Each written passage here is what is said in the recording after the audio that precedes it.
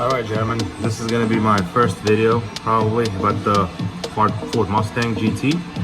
So we purchased the Ford Mustang GT 2015 Coyote with Coyote engine, and of course, just like most of these cars, it had an engine knock in it.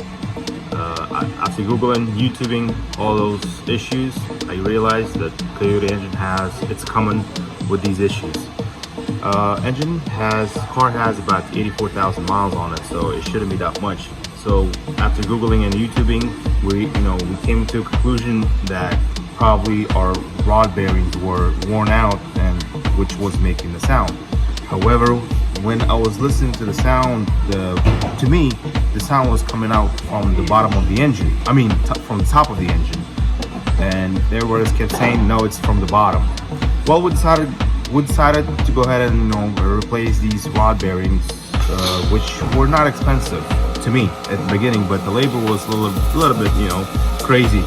So we decided to do it ourselves, since we own a shop and we do have all the tools and the lift, of course. And this is the Mustang that's being on the lift right now.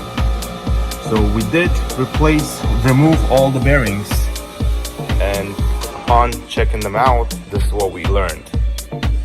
Every single rod bearing, it was not as bad as I saw the other one on YouTube. Looks like whoever owned this car before me, they probably replaced the rod bearings and the issue did not solve, so they decided to just get rid of it. So we decided to go further and do a little bit more research. So after consistently listening to the sound, we came to the conclusion that sound was coming out from the top of the engine, from the valve cover area. And I was able to kind of make a decision to remove the valve cover on the driver's side.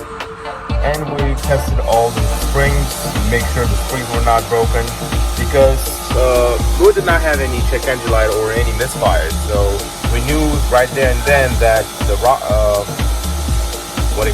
the lifters were okay, because if the lifters were not good, then we would have at least a misfire or check engine light on. We did not have any lights, so we decided to remove the valve cover, and we realized that one of the rockers had an issue. The roller on the rocker actually broke down and it was loose. I'm gonna get the part from it's actually inside the car. And by the way, this is a GT that's being on the lift. So I don't, for some reason my camera is not letting me to change the camera. So we did remove the bottom of the car, bottom of the engine, oil pan, remove all the stuff. By the way, we were able to remove the oil pan without having to remove the cross member, not having to lower it. We just took out these two bolts, just lowered it a little bit. We did actually move the, forgot the name, rack and pinion. There you go. We did have to unbolt the bolts from the rack and pinion and push them forward, so we had some room to remove the oil pan. So we did remove the oil pan, and we used some stands to just lift up the engine a little bit. But we didn't have to do none of that fancy stuff where it says you have to buy that little lift stand to lift the engine from the top, use the lift. None of that stuff was used. So yeah, upon replacing that little rocker, we did fix the issue. All right, so your issue will be fixed. I'm gonna lower the lift in a little bit. I'm gonna show you the part and what was bad with it. So let's go from there. This is the rocker which was bad. As you can see, it has a little play to it, see? So this rocker was no good. That was making that knocking sound before. All right, hold on a second. See, as you can see, it's playing. It has this plate, and if you listen to it, it has that sound. So my partner actually didn't want to wait, and he just fired up the engine. So the sound was coming out from this area, that specific knocking sound that is all here and think it's a rod bearing, which sounds like a rod bearing. And we replaced the rocker on this cylinder, which makes it, on this one, which makes it a 7th cylinder. Is it 7 or 8? Either one. So it's one of these cylinders. The bottom rocker was bad. As you can hear now, all you can hear is just the injectors and nothing else.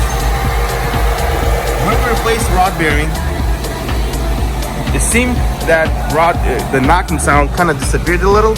However, when you were listening from the side of the car, you still could hear the knocking sound. But now it's all gone.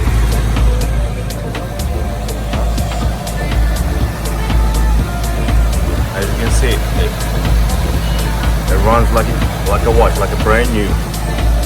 It does look maybe because it's a little dusty. However, so yes, the issue was at this little piece that was bad. So roller, it looks like it just, fell apart inside and was just here you go. See, big plate.